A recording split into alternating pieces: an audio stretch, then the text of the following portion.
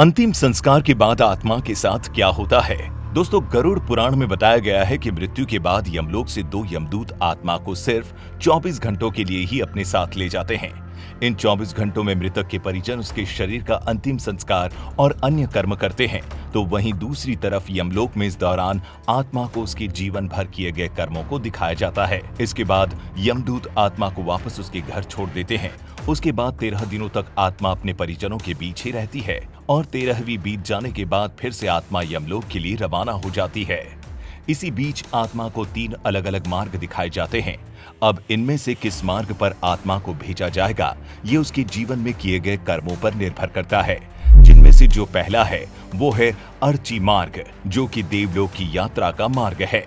दूसरा है धूम मार्ग, जिसे पितृलोक का मार्ग बताया गया है।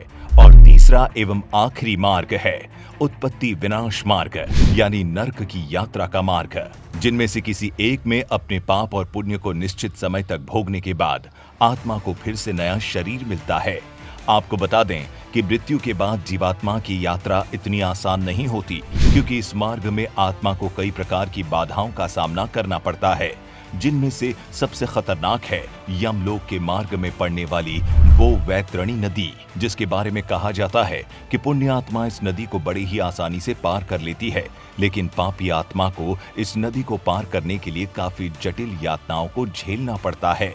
इसका आधार हम गरुड़ पुराण को भी मान सकते हैं, जिसमें बताया गया है कि एक बार जब पक्षीराज गरुड़ ने श्री हरि से पूछा कि हे प्रभु, मृत्युलोक और यमलोक के बीच जो वैतरणी नदी मौजूद है, उसे भला एक जीवात्मा का क्या संबंध है और उसे इस नदी में कैसी सजा भुगतनी पड़ती है, तब उन्हें भगवान श्री हरि ने बताया कि हे गरुड़, जो भी पापी आत्मा इस नदी में प्रवेश करती है वो रक्त से भरे एक पात्र में घी की तरह खौलाई जाती है।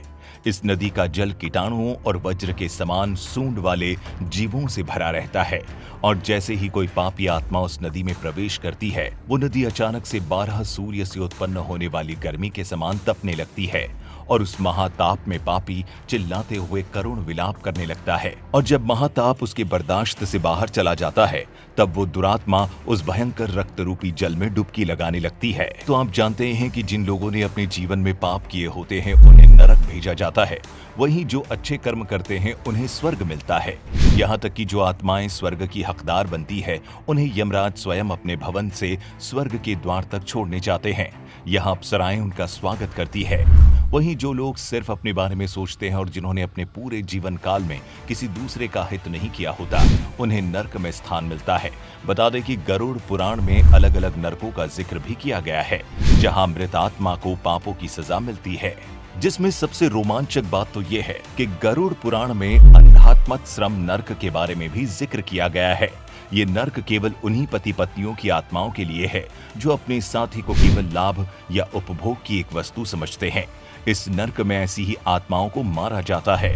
वहीं तमिश्रम नर्क में उन लोगों को जगह मिलती है जिन्होंने अपने जीवन में दूसरों की संपत्ति हड़पी होती है।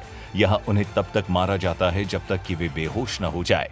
दोबारा होश में आने के बाद फिर से उन्हें इसी तरह लहूलुहान किया जाता है, और ये सिलसिला तब तक चलता है जब तक कि सजा का समय समाप्त न हो जाए। वहीं कुंभी पाकम नामक नर्क में शिकारी लोगों यानी उन लोगों की आत्माओं को लाया जाता है जो अपने शौक के लिए जानवरों की हत्या की होती है। यहाँ उनके इस कर्म की सजा में उन्हें खौलते हुए तेल में उबाला जाता है। आपको क्या लगता है, आप किस लोक के लोभी बनेंगे? नीचे कमेंट करके जरूर बताएं।